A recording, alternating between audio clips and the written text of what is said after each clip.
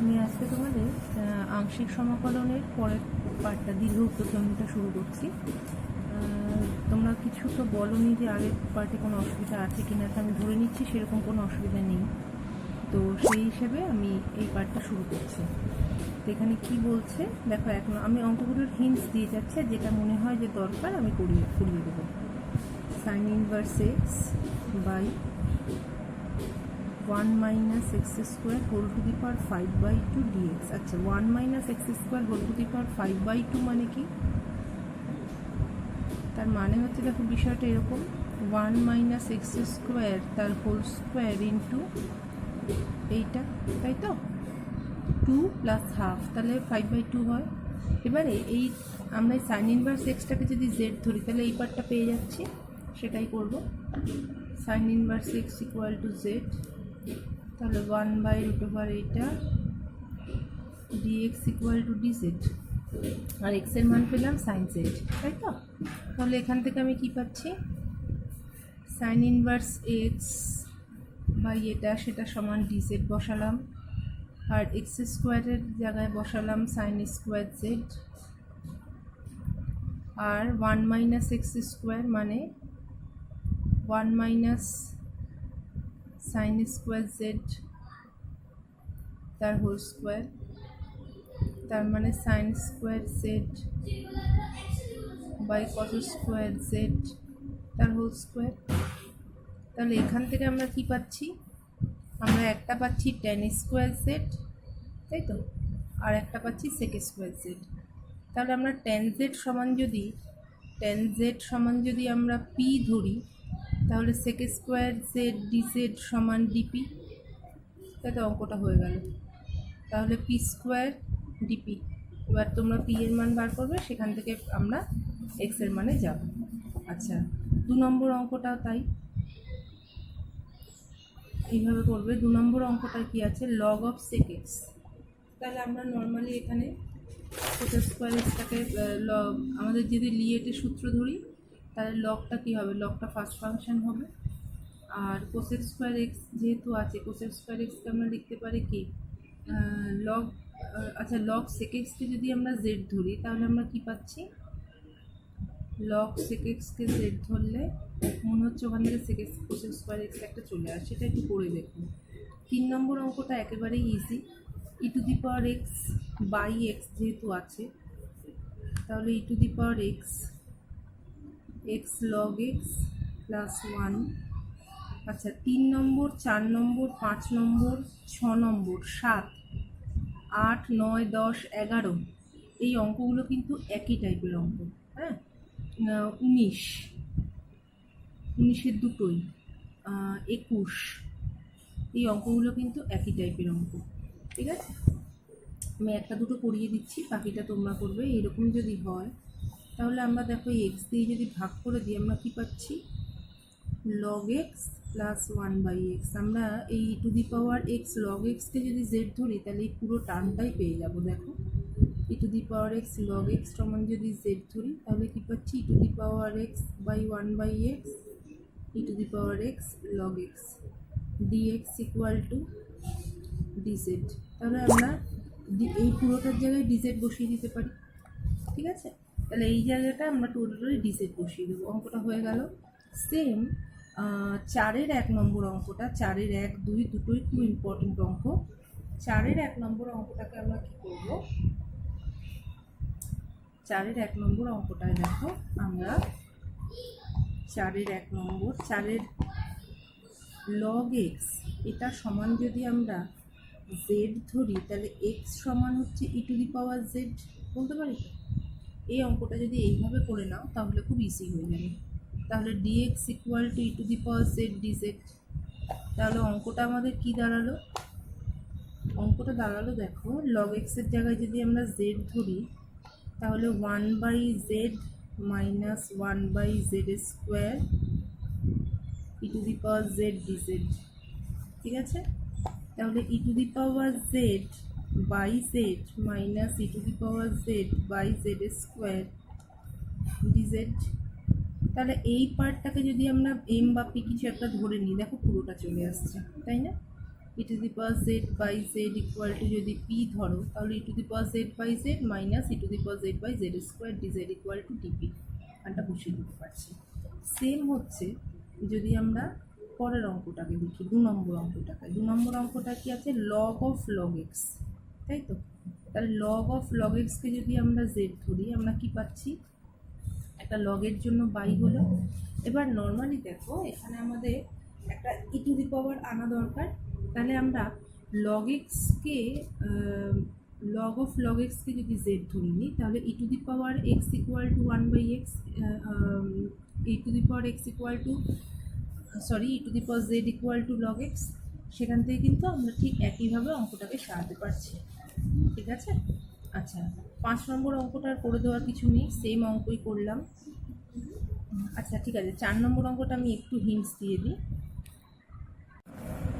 দেখো 4-এর 2 নম্বরটার ক্ষেত্রে আমরা যদি লগ এক্সটাকে জেড ধরি, তাহলে একই রকমভাবে e to the power z equal to x, e to the power z dz equal to dx. তাহলে অঙ্কটা কী হয়ে গেল, integration log of z plus 1/z square e to the power z dz. দেখো এবার তোমরা করতে পারবে অঙ্কটা। ঠিক একইভাবে 5 নম্বর অঙ্কটা অলরেডি দেখো আগেই করা হয়ে গেছে, এই যে এই অঙ্কটার মতো, 4-এর 1-এর মতো। এখানে তো সরাসরি e to the power x by এক্সকে ধরলেই হয়ে যাবে। 6 নম্বর অঙ্কটাও দেখো অনেকটা একই রকম। সরি, দেখো x e to the power x by x plus 1 তার হোল স্কোয়ার আছে, তাই তো? তাহলে এটাকে যদি আমরা এইভাবে লিখি, অর্থাৎ যখন ই টু দি পাওয়ার এক্স থাকছে তার সাথে যদি কোনো অ্যালজেব্রিক টার্ম থাকে, আমাদের টেন্ডেন্সি থাকবে এই ফর্মে নিয়ে আসার। হ্যাঁ, এই ফর্মে নিয়ে আসলে কি সুবিধা, e to the power z by z এই টার্মটাকে যদি আমি এক্স ধরে নিই, তাহলে পরের টার্মটা আমরা পেয়ে যাচ্ছি। এখানেও সেই কাজটাই করব। -1/x প্লাস 1 তার হোল স্কোয়ার যদি করি, তাহলে কি পাচ্ছি, e to the power x by x plus 1 minus e to the power x by x plus 1 তার হোল স্কোয়ার। ওকে, এবার e to the power x by x plus 1কে z ধরে নেব। আচ্ছা, ঠিক একইভাবে আমরা e to the power x tan x, তাই তো? আচ্ছা, লগ cos এক্সকে যদি আমরা ডেরিভেটিভ করি কি পাই, 1/x sin x। তার মানে e to the power x log tan x এই পার্টটাকে, লগ cos x এই পার্টটাকে যদি আমরা জেড ধরি, তাহলে এই পুরোটা পেয়ে যাচ্ছি, ঠিক আছে? E to the power x log cos x এটাকে আমরা জেড ধরবো। এইটা তো তোমরা আগেও অনেকবার করেছো। 1 এইটা যদি করি, তাহলে কত হচ্ছে, 1 মাইনাস cos x মানে sin square x, 2 sin square x বাই 2, সেটাও করে গেলে cos x স্কোয়ার x বাই 2 হয়ে গেল। আর sin x বাই 2 cos x বাই 2 আর sin স্কোয়ার x বাই 2 এই দুটোকে করলেও একটা টার্ম চলে আসবে। তারপর ই টু দি পাওয়ার এক্সের সূত্র, এই অঙ্কটাও তাই। 2 দিয়ে এটা কি আসবে, 2 cos square 2 sin square x, 2x যেহেতু আছে 2 sin স্কোয়ার এক্স, একই টাইপের 2 কেটে গেল। আর এখানে কি আসবে, 2 sin x cos x, এটা দিয়ে ভাগ করতে হবে। এবার প্লাসের সূত্র, তার মানে cos আসবে। এইখানটা আমরা কি করব, এক্স স্কোয়ার প্লাস 1 তার হোল স্কোয়ার আছে, তাহলে আমরা কি করব, একটা 2x আনবো। একটা 2x যদি আনি, তার মানে কি হচ্ছে, এক্স প্লাস 1 তার হোল স্কোয়ার। দেখো এইরকম 11-র 1 নম্বরটা। তোমাদের এইখানে যে আমি অঙ্কগুলো বললাম, e to the power x sine x, এই সূত্রগুলো দেখবে তোমাদের আংশিক সমকলনের শুরুতেই দেওয়া আছে, সুতরাং এগুলো ওই সূত্রে অ্যাপ্লাই করলেই হয়ে যাবে। E to the power x sine b x, e to the power x cos b x, এই সূত্রগুলো দেওয়া আছে।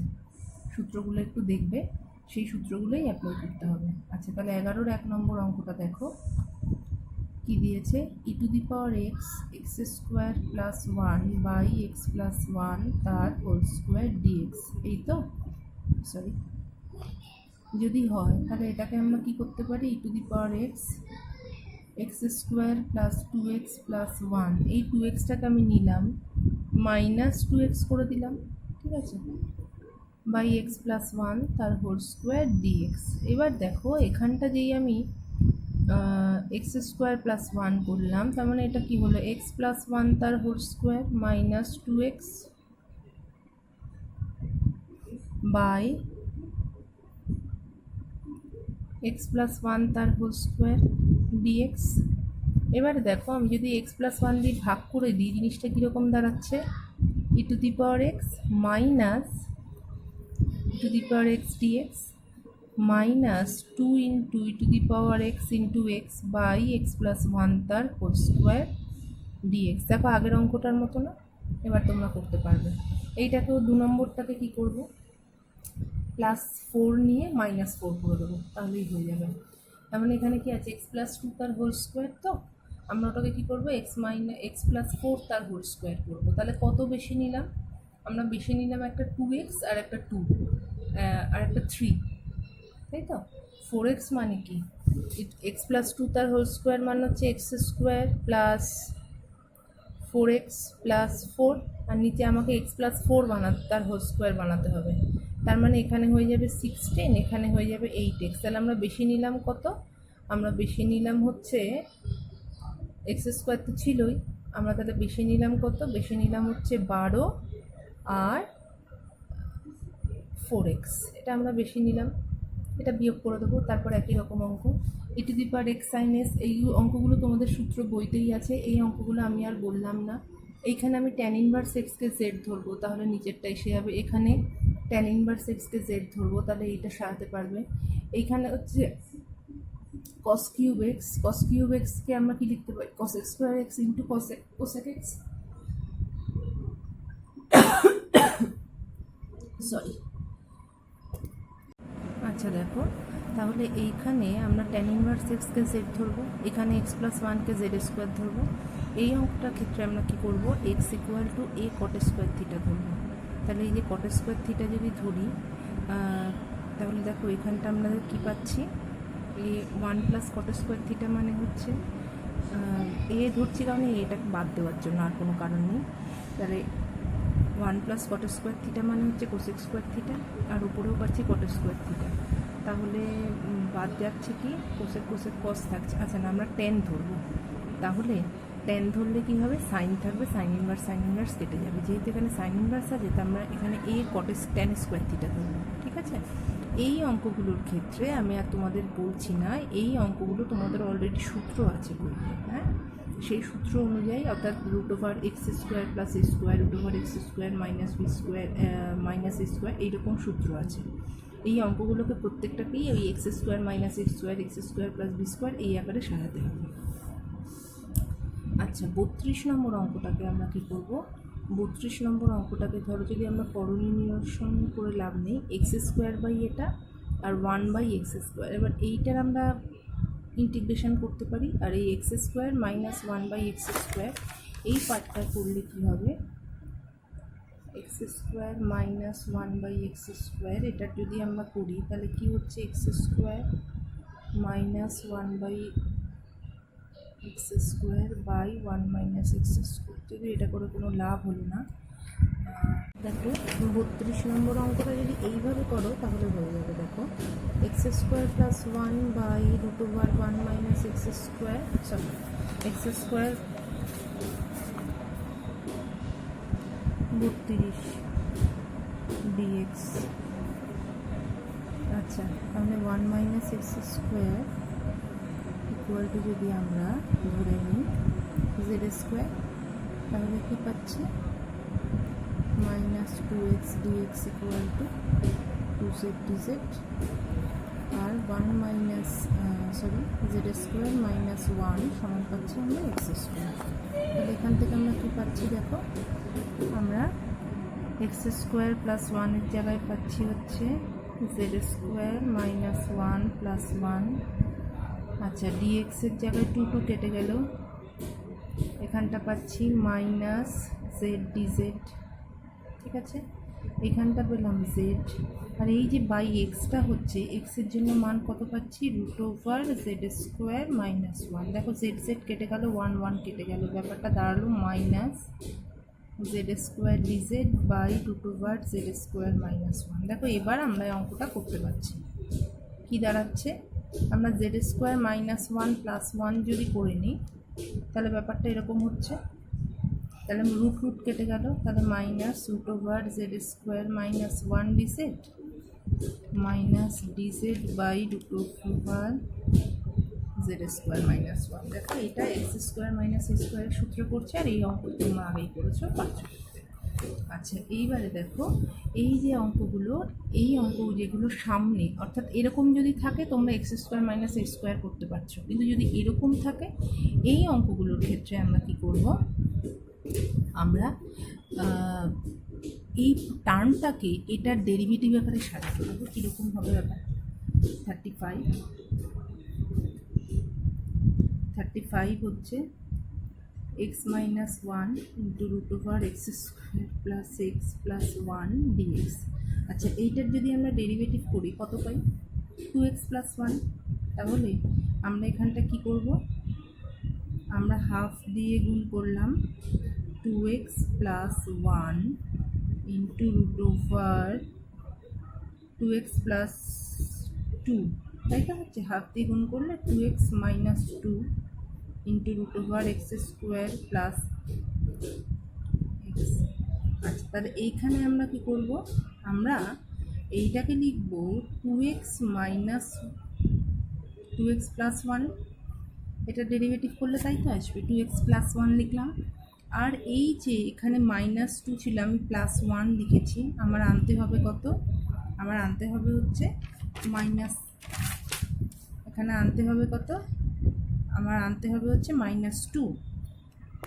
তাহলে -2 আনার জন্য আমি এটাকে এরকম রাখলাম, dx মাইনাস হাফ ইন্টু আর একটা কত পড়ে থাকছে এখানে, এখানে দেখো প্লাস 2 থেকে আমি 1 নিয়েছি, -2 এর থেকে আমি +1 নিয়েছি, আমার রাখতে হবে -2, তার মানে কত রাখবো, -3। তাহলে 3/2 যদি বাইরে থাকে, এবার দেখো এই পার্টটার আমরা কিন্তু ইন্টিগ্রেশন করতে পারছি ওই একই রকমভাবে। আর এইখানটাকে যদি আমি এই পার্টটাকে আমি যদি জেড স্কোয়ার ধরে নিই, তাহলে আমরা এই পার্টটা পাচ্ছি, তারপরে জেডের মান বসালেই হয়ে যাচ্ছে। ঠিক আছে, আমি এই বলছি, তোমরা বুঝতে পারলে কিনা জানি না। এটা সমান যদি আমি জেড স্কোয়ার ধরে নিই, তাহলে ব্যাপারটা কি হচ্ছে, 2x plus 1 dx equal to 2z dz। তাহলে 2x প্লাস 1 dx এর জায়গায় আমি dz বসাতে পারছি, তাহলে 2z dz, আর এই জায়গাটায় আমি বসাচ্ছি z, তাহলে জেড স্কোয়ার ডিজেড হলো। ঠিক আছে, এইভাবে আমরা অঙ্কটা করতে পারি। আচ্ছা, বাকি এই যে অঙ্কগুলো আমরা এখানে যদি লগ এক্সকে জেড ধরি, তাহলে লগ এক্স সমান যদি ই টু দি পাওয়ার জেড ধরে নেবো, তাহলে সাইন এক্স কস এক্সের এই টার্মটা এসে আছে। লগ এক্স ইকুয়াল টু যদি আমরা e to the power log x equal to যদি জেড ধরি, তাহলে x equal to e to the power z হতে পারে। আর কি হতে পারে, dx equal to e to the power z dz. আর এই জায়গাটায় আমরা বসিয়ে দিচ্ছি জেড। তাহলে তোমরা এই অঙ্ক করেছো না, যে e to the power z sine জেডকে যদি আমরা আমরা যদি পি ধরি, তাহলে আমরা কি পাবো, e to the power z sine z plus e to the power z cos z dz equal to dp. অঙ্কটা হয়ে গেল। ঠিক একইভাবে আচ্ছা, এই লগ এক্সকেও আমরা কি করব, আমরা জেড ধরে নেব, তাহলে sine z e to the power z dz করতে পারবে। তাহলে সব অঙ্কই মোটামুটি আলোচনা হলো, তোমরা নিজেরা করো, যেটা না পারবে সেটা আমাকে জানাবে।